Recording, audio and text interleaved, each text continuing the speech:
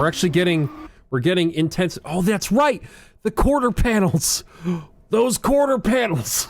I forgot about those. When we watched Fast 5, I saw those and went, is that some kind of tacky, you know, over fender kit or something? I don't remember that at all. Like, it even goes over the door.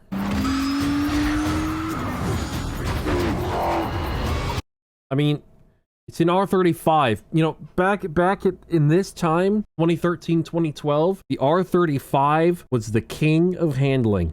It took the world a few years to catch up with the R35. The R35 was still a force to be reckoned with, and was also affordable, an affordable force to be reckoned with. Now not so much. Now an R35 is $100 grand, and yeah, there's just no point. I looked at Auto Trader earlier today, and there are V10 R8s with S-tronic transmissions, the dual clutches, not the R-tronic with the E-gear ones, but the dual clutch ones, the first gen ones, the ones that everyone likes, for like $80,000. $80,000 for an Audi R8 with a V10 and a dual clutch. Granted, there might be something wrong with those cars. Oh my God, what a deal. Considering that if you take care of those Audis, those Audi engines, they're pretty kind to you. I mean, I hope the Huracan gets down to that point, like the 2015 Huracans. That's what I really want. Oh, that's a nice car. I'm not a big Ferrari guy because they're all kind of fucking stuck up and annoying, but oh, that is a nice car. I remember watching this movie in the movie theaters because it was Singapore. I think it had like Mandarin subtitles or something, just as a random detail. I don't know why I said that. I remember seeing that car and going, damn, that is a nice car. I knew just enough that it was a Ferrari. I knew that it looked like an Enzo, but I had no idea what the hell that was, other than that it looked freaking incredible. What's up, Uncle Don? You excited to see him? You already pushing imports on him? You say I'm not. Dad's not pushing anything. I brought you something, Jack. What's really funny is they're using like models of their cars. That's what's really weird about this whole scenario. It's like, oh yeah, I bought this this exact model of my old car at just like a random convenience store. It says like Fast and Furious on it. I even had my picture on the box. It was weird, but yeah, it wasn't that expensive. It was only like $15. it's so weird that they're just using actual models of the cars. I don't know. Luckily, he has a couple more years to decide, right? What do you mean a couple? It'd be a while for his freaking legs even reach the pedals. I think it's time for his nap. Come on, baby. Ooh. Is it? He seems fine. You got your bassinet thing right here. You're fine. Turn it over for me.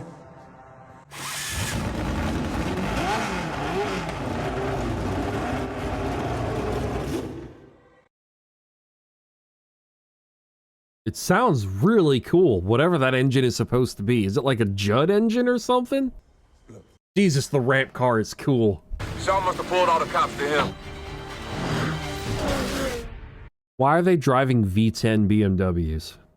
I love the S85. That's not the most durable engine I'd want to be relying on in a life or death situation. Not to mention, those cars have the SMG gearboxes as well. I love my SMG gearbox, but they're not the best for precision driving. They're not dual clutches. They're not race car sequentials.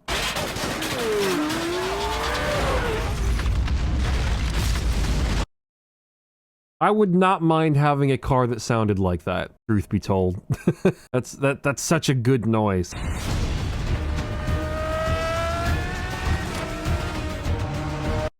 That thing's a manual? They sound so weird. Well, I got whatever the hell that thing is. Do you though? Do you though?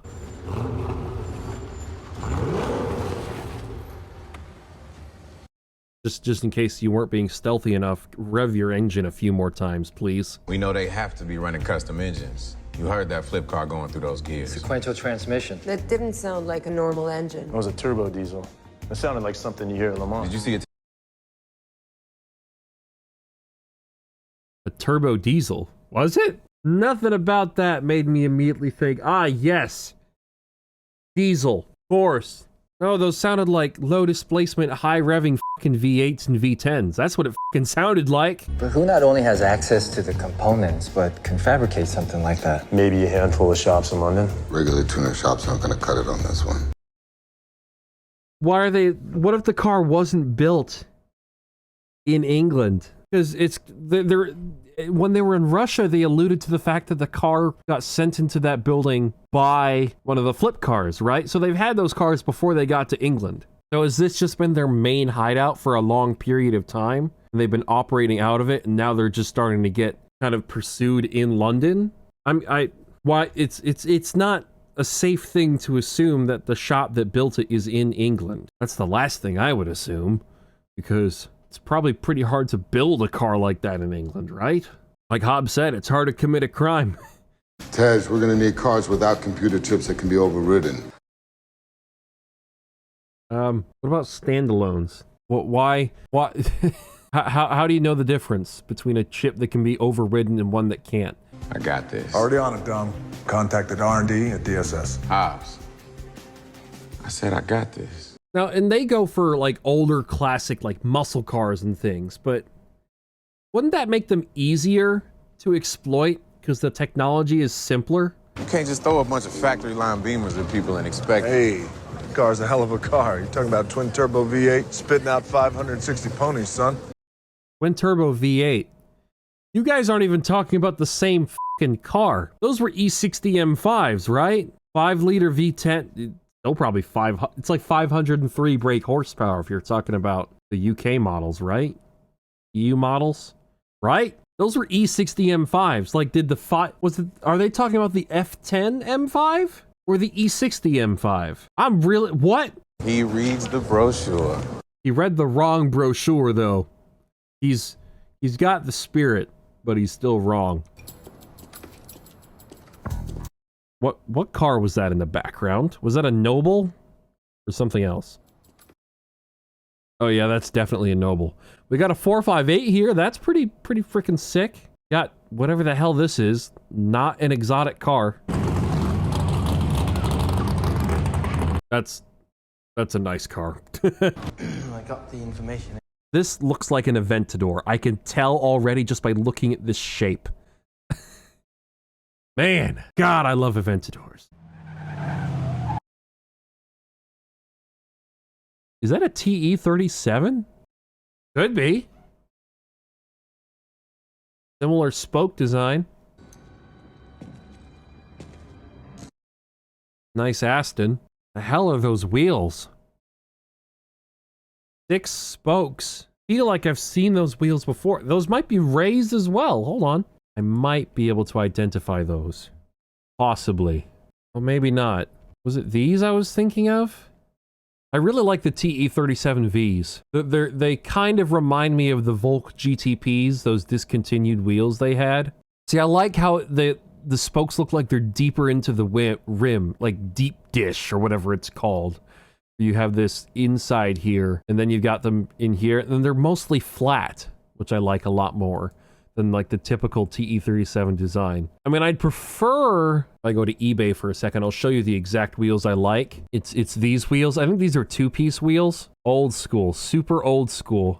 Look at these, man. They look so cool. And that's the finish I would want them in as well. Like legit, I would put these on an R34 GTR or an R34 GTT. I like them because they're flat. These spokes are flat. And then you've also got, Ray's has got something similar. It's the TE37 XT. So you can see that it's the flat spoke. It's deep into the rim. It's not like flush with the edge. It's deeper in there. Deep dish rims, I'll call them that. And to be honest, the design of the spokes is exactly the same. It's the same freaking shape, just maybe slightly different. But these are for trucks, I guess. But realistically, I would want these on like an R34. I don't know. Hopefully they make a car version of this at some point. Right now it goes on stuff like this. Not that that's not cool, but you know what I'm getting at. I don't know what wheels those are on Letty's car. I thought I was able to identify them. Maybe they're NKs of some kind. They look so familiar. Like I feel like I've seen them before. It's a Jensen Interceptor. It's apparently got an LS3. According to this. It doesn't say. Doesn't say at all. No idea what those frickin' wheels are. Was that a Koenigsegg? God damn! Nice, nice. I feel like I've accidentally started watching the trailer with this editing. Was that an Enzo? Oh yeah, that's a Koenigsegg. That looks like a CCXR. I still love Koenigsegg's. Zondas are nice. Sorry, I was just waiting for something interesting to show up on the screen.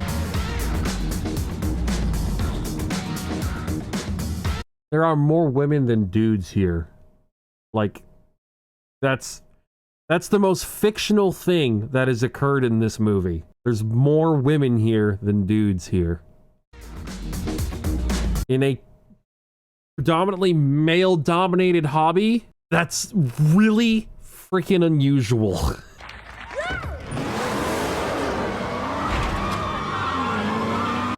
I love how he always does a wheelie. For no reason. What is this car? What's that? Oh, it's an S15. Okay, cool. V8 never could resist American muscle. It's an LS3, though. Why not just get a Camaro? It's jumping through a lot of hoops to make that car work, I feel like.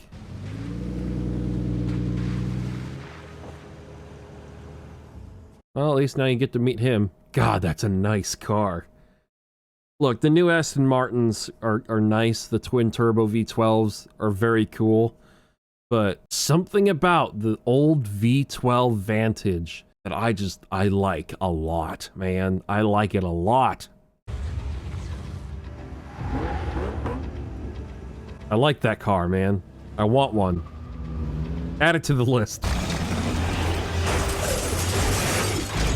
Jesus Christ.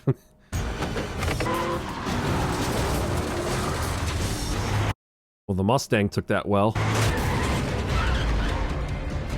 Why does he have an Alpha in there? I don't understand.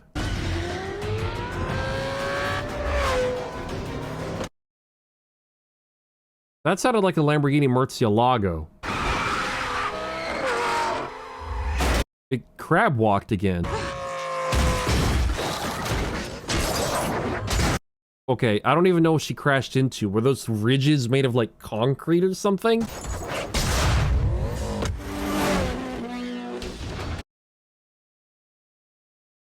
The engine sound of that car changed, like, 3 times. It was like a Subaru for a second there.